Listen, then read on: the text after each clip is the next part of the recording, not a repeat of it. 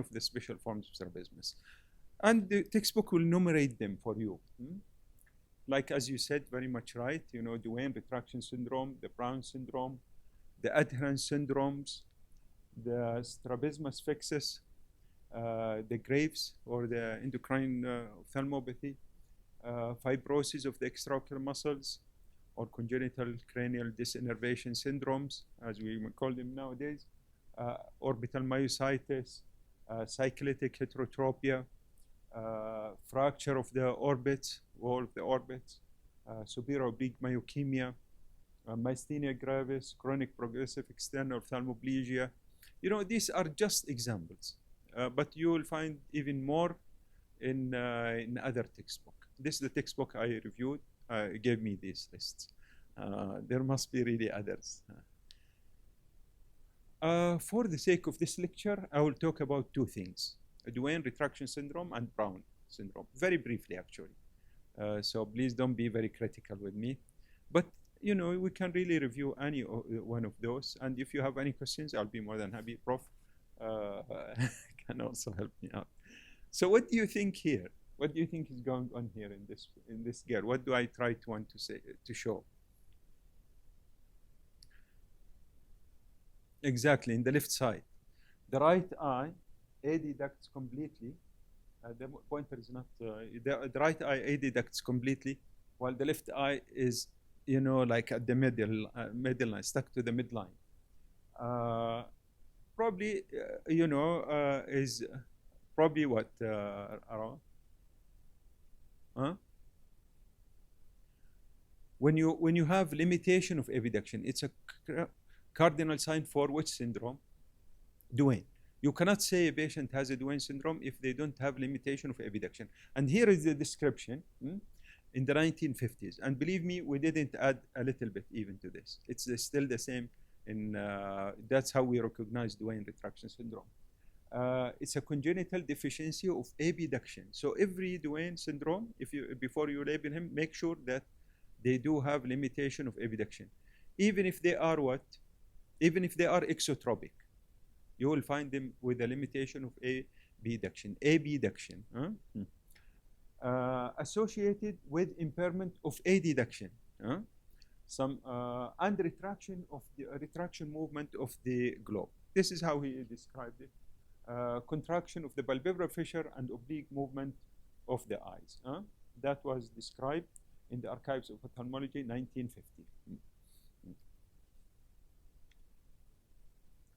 Several theories have been, you know, proposed about the potential etiology of the Duane retraction syndrome. And believe me or not, we still, you know, are into the theory cycle. We didn't really yet realize. As you will find out with experience, that is a descriptive things of a phenotype. It could be of different etiologies, you know, and you will realize this as you do and see more and more of the patients. In general, there are these three theories: mechanical, innervational, and central nervous system. And the current concept believes that it's a combination of all of them. We talk usually in our, you know, clinical evaluation of patients with Duane syndrome. You will hear us saying type 1, type 2, and type 3. Duane type 1, type 2, and 3. I will tell you in a few minutes that we probably should not, you know, use this. However, you will find it very, very much used, you know, when we talk to each other. I just saw a patient with Duane type 1, just, you know, to give the others an idea what's going on. Can somebody tell me what Duane type 1 would look like?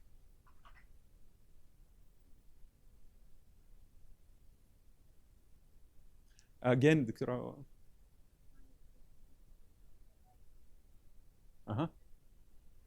Perfect. Perfect, Doctora. يعني the hallmark of type 1 is primary position, esotropia. Definitely with limitation of abduction.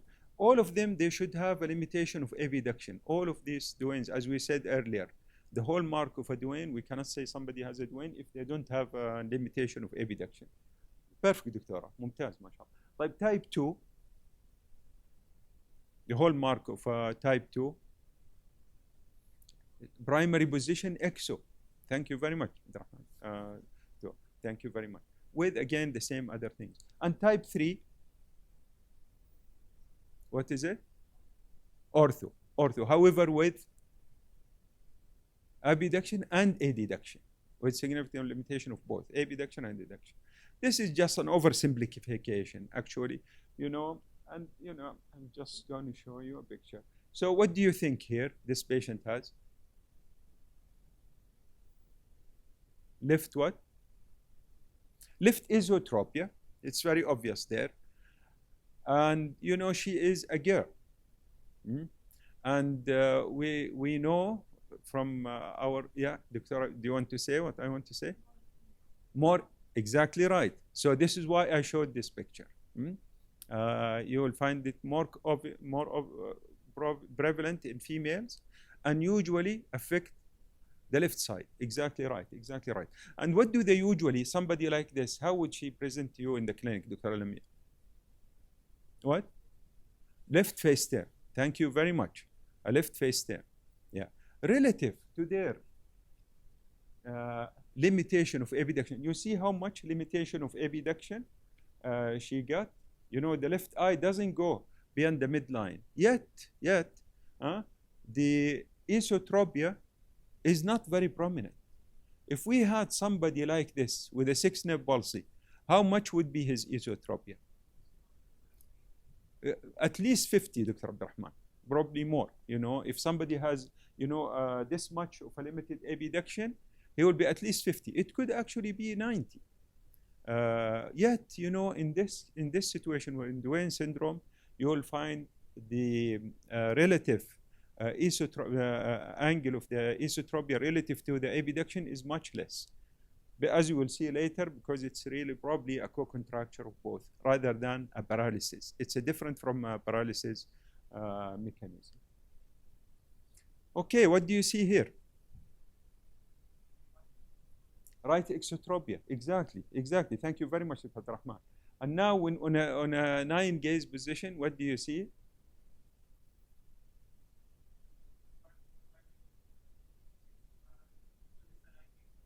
Yep.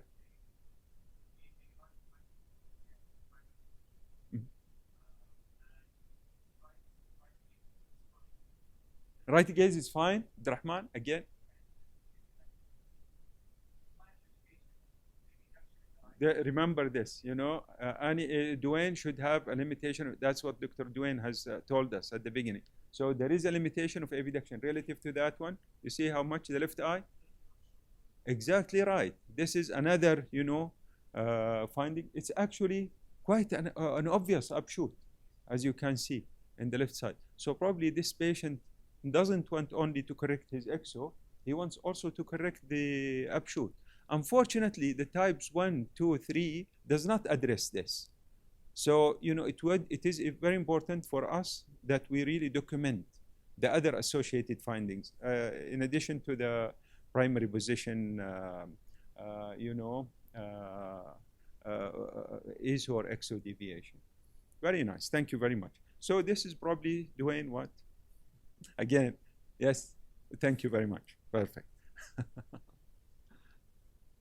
And this is, what an oversimplification of what's going on. We feel and we think, that in Duane type 2, there is this, mishap in, innervation, where we do get, a dual innervation of the lateral rectus from the 6th and the 3rd nerve.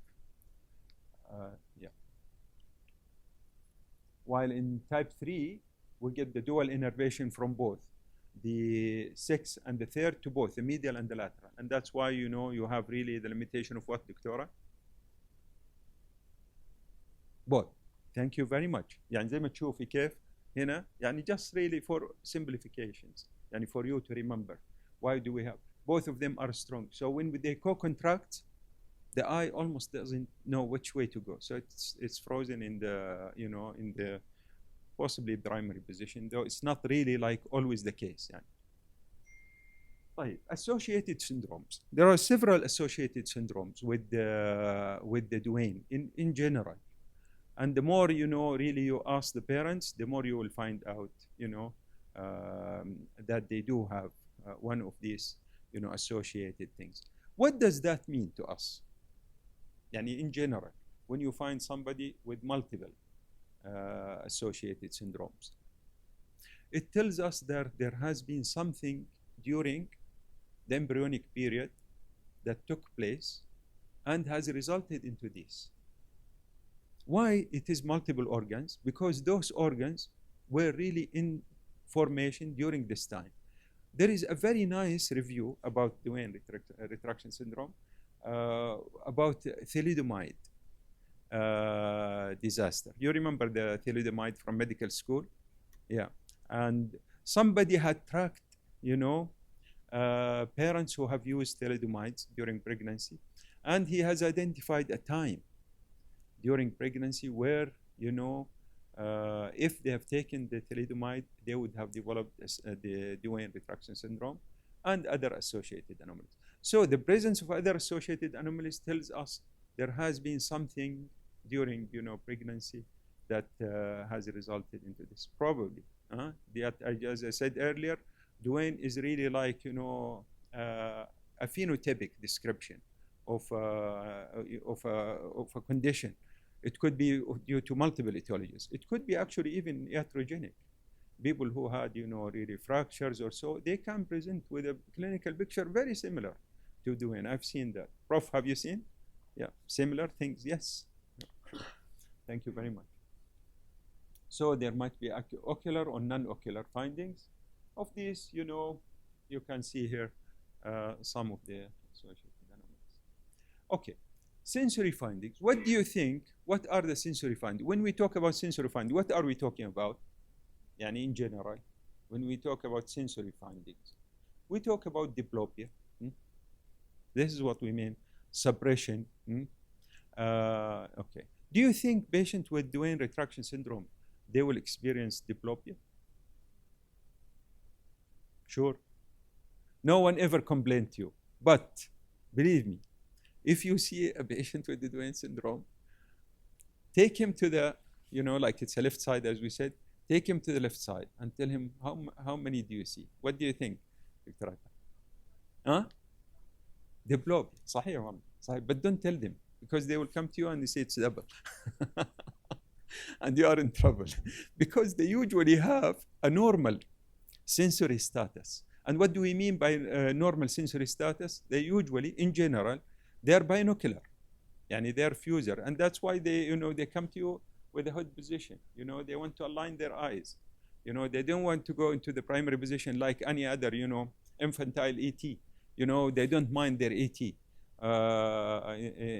Because they suppress very quickly and they just, develop amblyopia. In general, Duane, they have a normal sensory status.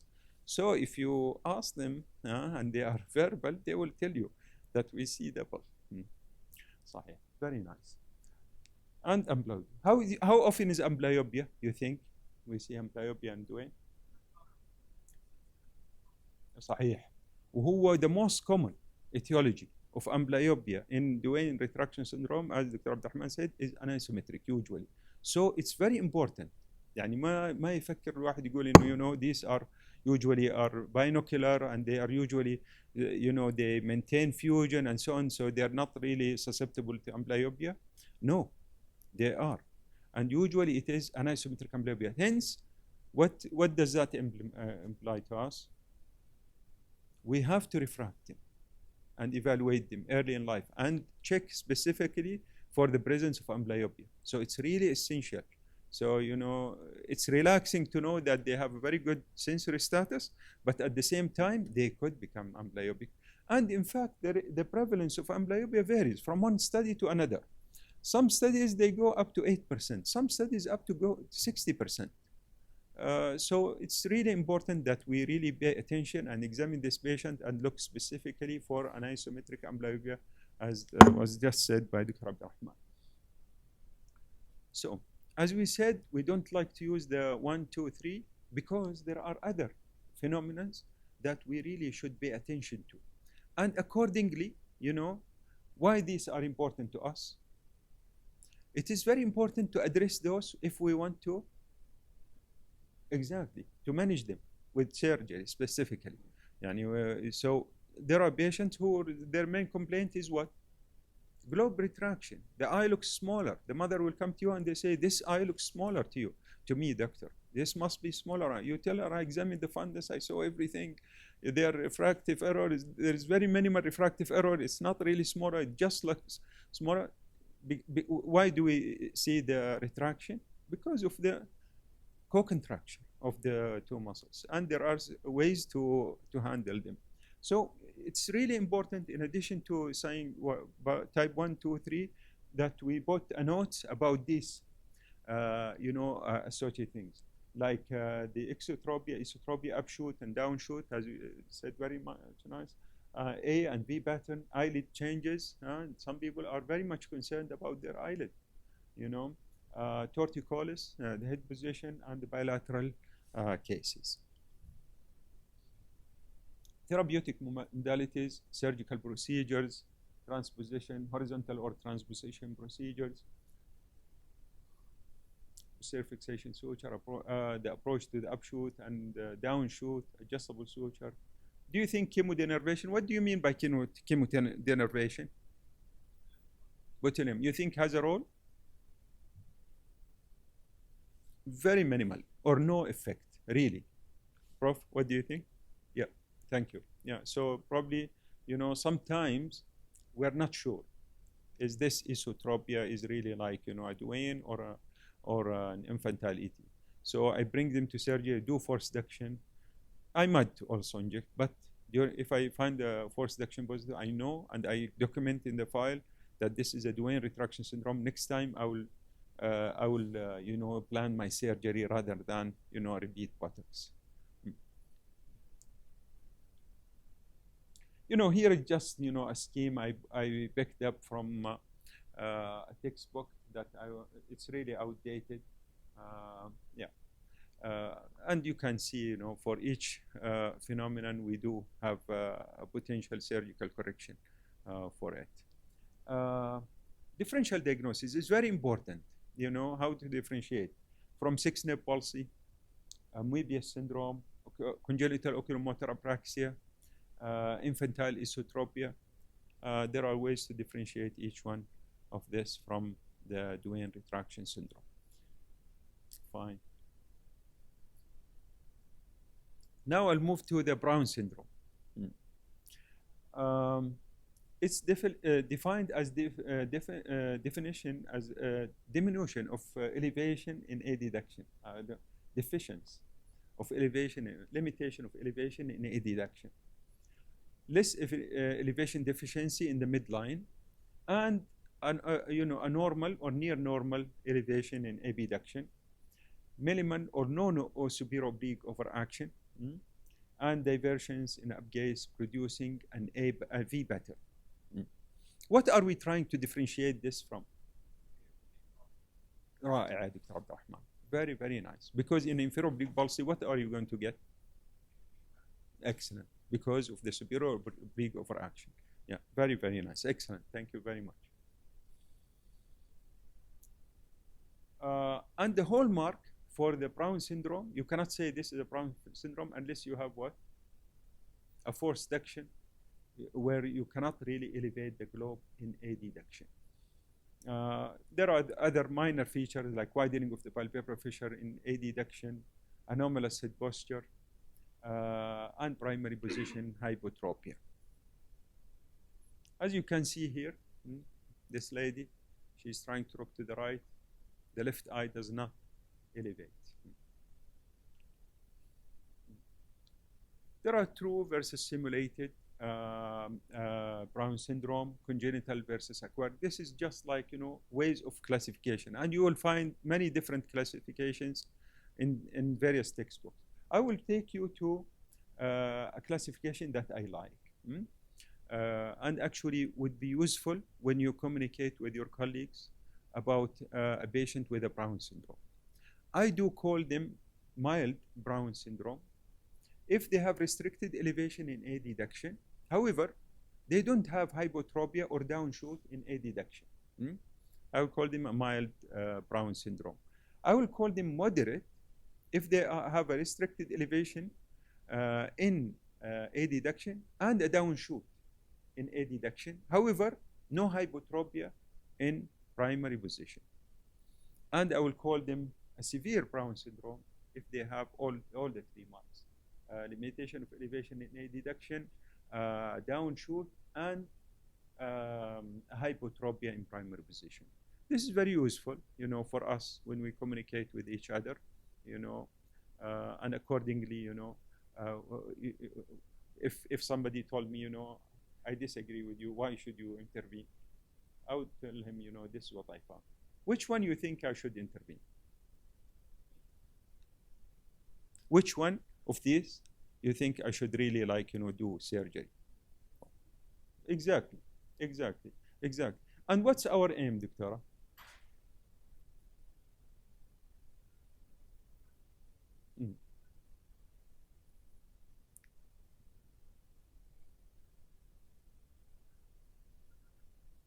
رائع جدا ما شاء الله.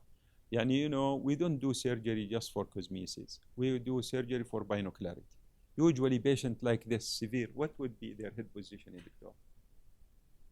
How would they present? Exactly. Yes, chin up position. Child will be like that, trying to maintain their binocularity. Yep. Thank you very much. And this is just like, a schematic representation where we feel that the problem is really the relationship between the trochlea, represented here by the reds, and the superoblique tendon. The superoblique tendon is very unique, really, where every muscle fiber is represented by a tendinous part that inserts to the globe. Yani, it's a special really muscle. And this has been really studied very, very extensively, even with electron microscopy. So it's really very special muscle of the extraocular muscles.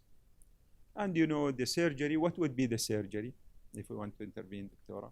If somebody has a severe. تفضل دكتور. نعم. Silicone expander. Very nice. Dr. Abdurrahman.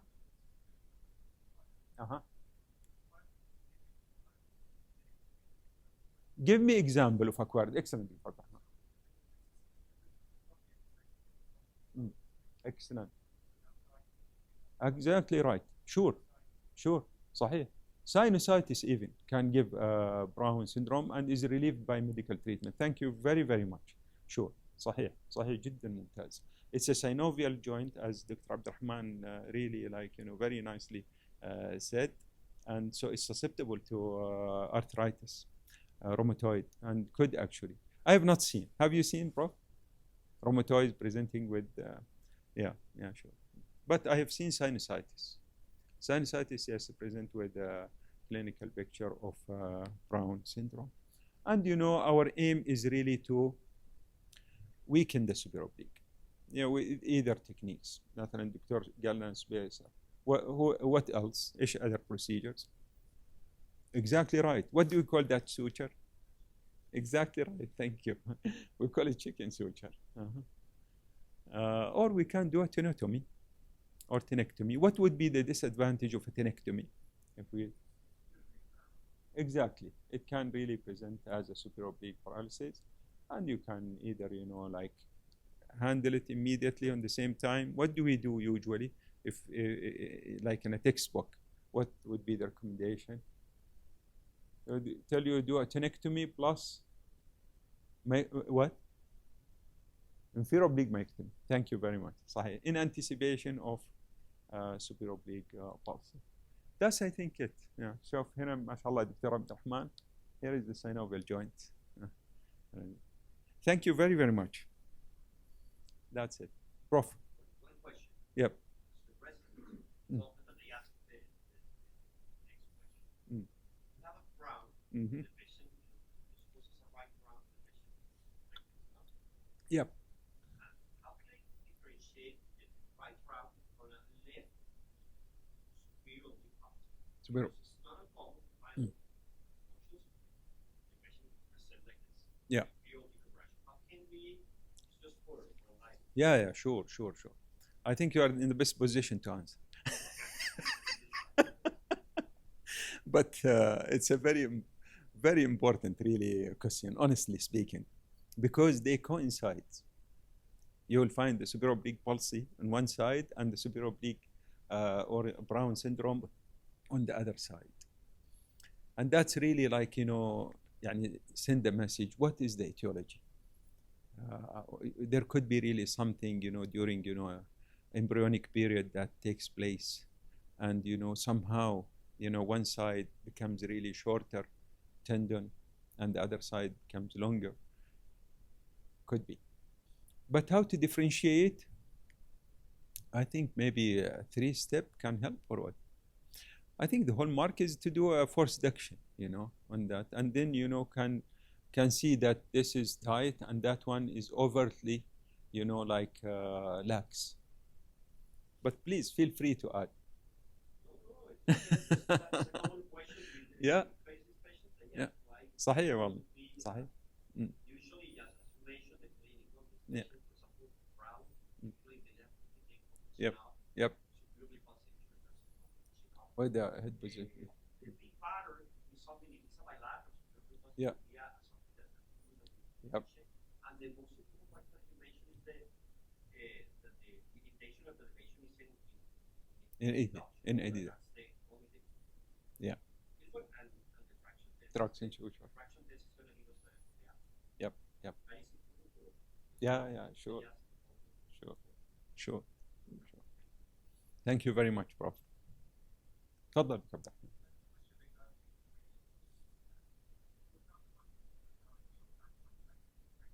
أيوة.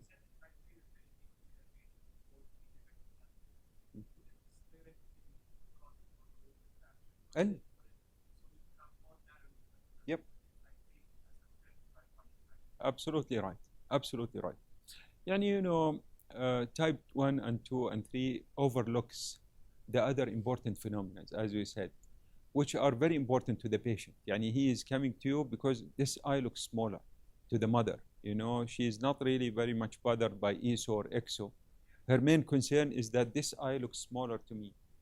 Is it really smaller? And you do refract and you do examine and tell her, look, this is not smaller. It's really like, and there are ways to handle. In this case, if the main concern is retraction, what would be the surgical procedure?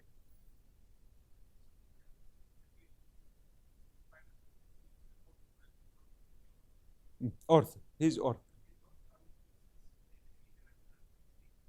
Exactly right. ممتاز دكتور عبد الرحمن. صحيح. لأنه we believe it's really co-contracture. So let's weaken both. Let the globe takes its. Since mom is not really concerned about ductions, even if they lose a little bit of abduction and which they don't have, it would be fine for the parents. They would feel really this eye is popped up. Yeah, excellent. Thank you very much. تفضلي دكتورة.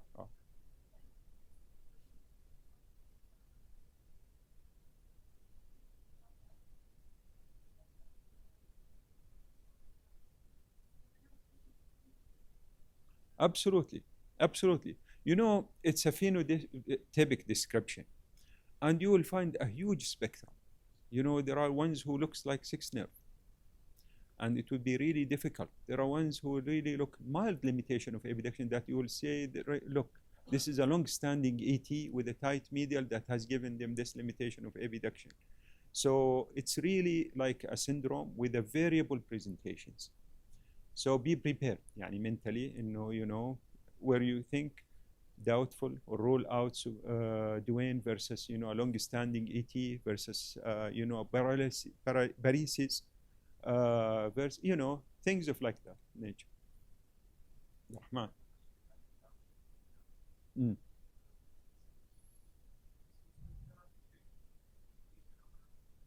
Wonderful, عبد الرحمن ما شاء الله عليك.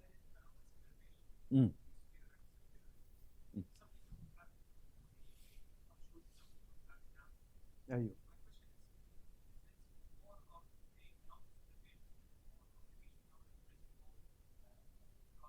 Wallah, somebody like you should answer this. What do you think is there?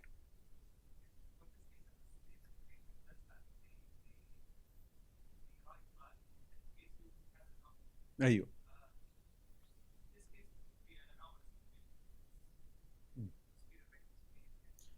يعني there are many ways to do, and this is just speculation.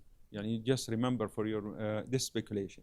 Somebody like this, where he immediately, once he crossed the midline or near the midline, the eye pops up. This is what we call the leash phenomenon. In the innervational phenomenon, you will find the upshoot is really like gradual as they move into a deduction. So that's the, speculation, and it's not really like a solid science. Thank you very much. Have a great afternoon, and see you inshallah next time.